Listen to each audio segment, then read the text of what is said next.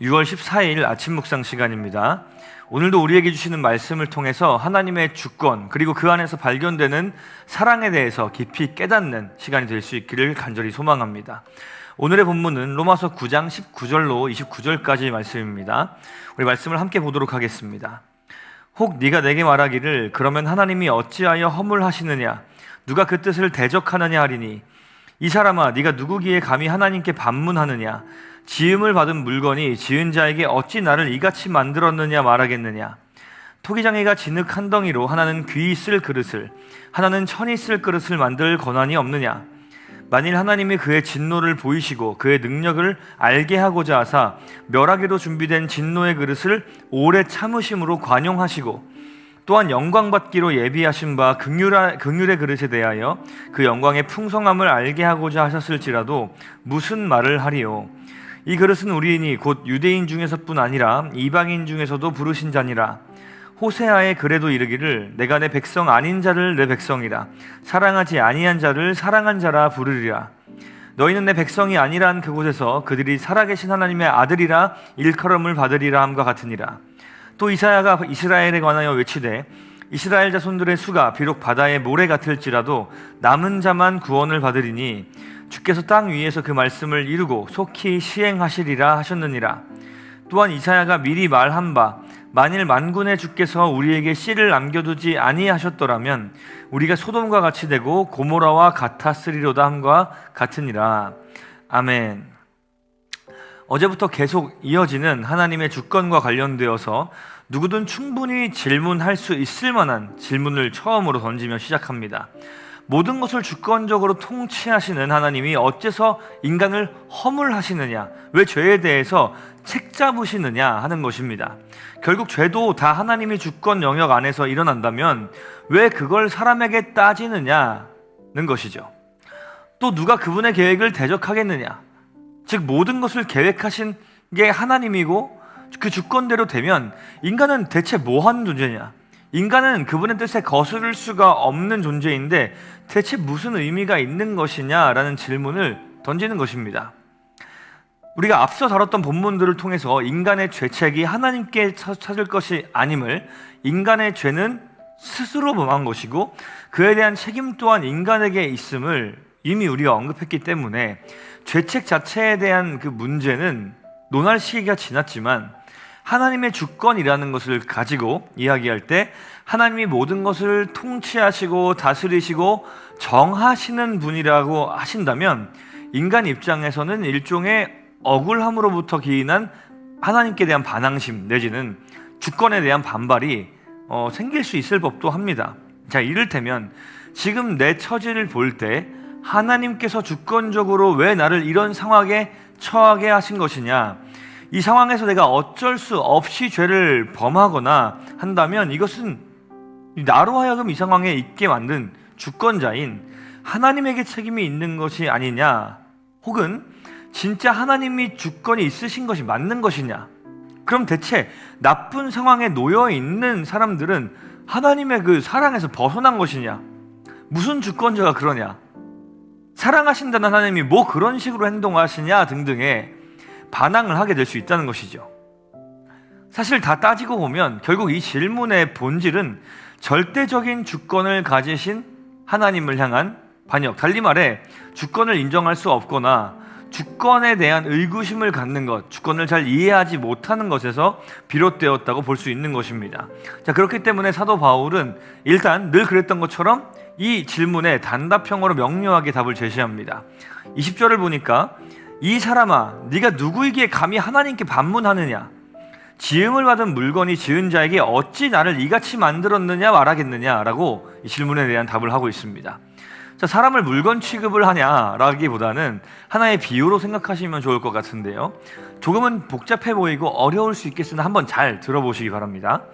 하나님은 온 세상의 창조주이시고 그분이 어떤 피조물을 창조하시는 그 순간에 피조물과 창조자 사이에 의지를 가지고 존재하시는 분은 사실 오직 창조자밖에 없기 때문에 피조물이 어떤 존재로 만들어지는가에 대한 의지와 주권은 오직 창조주에게만 주어지는 권한입니다. 피조물은 피조된 이후로 존재하는 것이기 때문이죠. 그렇기 때문에 존재하기 이전의 상태에 있는 피조물이 창조주에게 어떤 자신의 의지나 주권을 발휘하는 것은 애당초 불가능한 것이죠.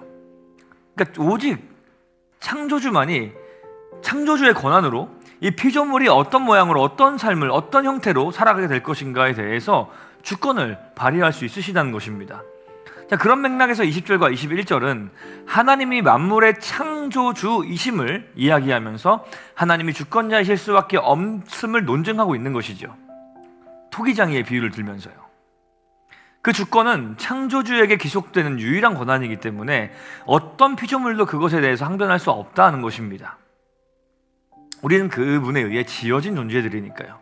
그리고 여기서 우리는 진노를 받을 사람은 진노를 받을 존재로 만들어졌고, 영광을 받을 사람은 영광을 받을 사람으로 정해져서 그렇게 살다가 각자의 최후를 맞이하게 되는 것인가 하는 이 이야기에서 또 다시 새로운 질문에 봉착하게 되는 것입니다.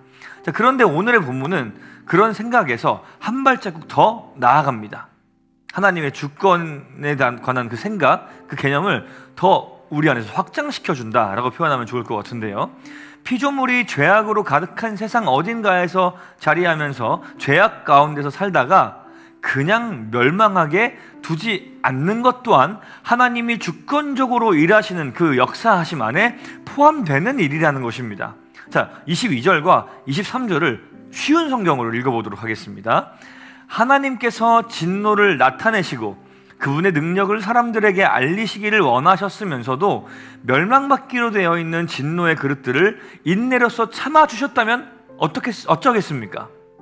또한 하나님께서 그렇게 하신 것이 영광에 들어가도록 미리 준비하신 자비의 그릇들에게 그분의 풍성한 영광을 알게 하기 위해서였다면 어쩌겠습니까? 여러분, 하나님의 주권은 어떤 것입니까? 멸망받아 마땅한 진노의 그릇과도 같은 자들을 그 자리에 두지 않으시고 긍휼히 여기시는 그릇으로 바꾸시는 것입니다. 인내로서 참아주시고 그들에게도 그 복음을 받아들이고 하나님께 돌아와서 구원과 자비와 긍휼의 그릇으로 변화될 수 있는 기회를 사실 주시는 것이죠. 하나님의 주권은 이와 같이 사랑의 형태로 드러나는 것입니다. 창조주 하나님은 인간을 타락한 상태로 두지 않으시고 다시 회복시키시는데, 이 회복은 절대로 인간 편에서의 어떤 노력으로 이루어지는 것이 아닙니다.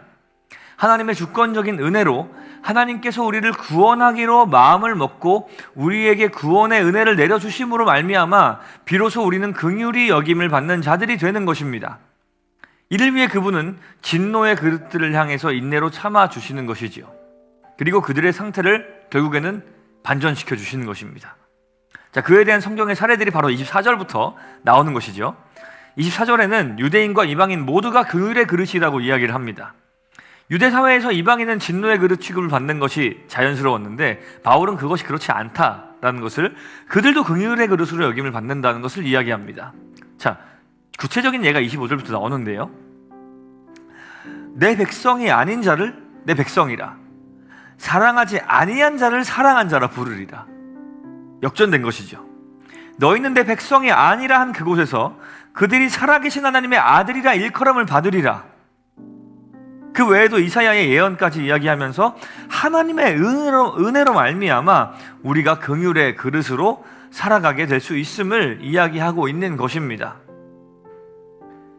하나님의 주권은 창조하실 때뿐 아니라 우리의 전 삶 가운데에서 여전히 영향을 미치고 있으며, 그리고 그 주권으로 인하여 우리는 그리스도를 알게 되고 우리 함께하는 교회 안에 소속되게 되었고, 지금 이 말씀을 들으면서 말씀 안에서 하루하루를 살아갈 수 있게 되었습니다.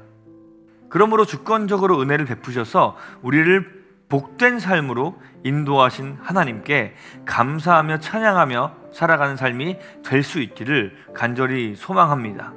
말씀 속에서 우리가 얼마나 죄인인지, 사실은 자비와 은혜를 받기에 합당치 못한 사람이었음에도 불구하고 하나님이 얼마나 위대하고 자비롭고 우리를 사랑하는 분이신지를 말씀을 통해 매일 발견함으로 그 은혜와 사랑으로 우리가 구원받고 지금 이 자리에 있을 수 있다는 사실을 기억하며 기쁨과 감격 가운데 살아가는 우리의 삶이 될 수 있기를 간절히 소망합니다. 함께 기도하겠습니다. 살아계신 하나님 아버지, 하나님께 나아갈 수 없는 죄인된 우리에게 비참한 결말을 맞을 수밖에 없는 비참한 인생 가운데 살아가는 우리에게 찾아오셔서 은혜와 사랑을 베풀어 주심에 감사합니다. 하나님의 주권으로부터 말미암은 사랑이 우리를 살리셨음에 또한 감사드립니다. 그리고 그 주권은 창세로부터 영원까지 계속해서 우리의 삶 가운데 나타나고 있음을 또한 믿고 감사드립니다. 주님이 주권적으로 우리의 삶을 붙들고 계심을 항상 기억하며 살아갈 수 있도록 우리에게 믿음과 복음을 깨달을 수 있는 지혜를 주시고, 결국 그 주권이 우리를 영원한 삶으로 이끌어간다는 사실을 기억하며 영원한 삶에 도달할 때까지 주님만을 의지하며 살아가는 매일의 삶이 되게 하여 주시옵소서. 감사드리며 살아계신 예수님의 이름으로 기도합니다. 아멘.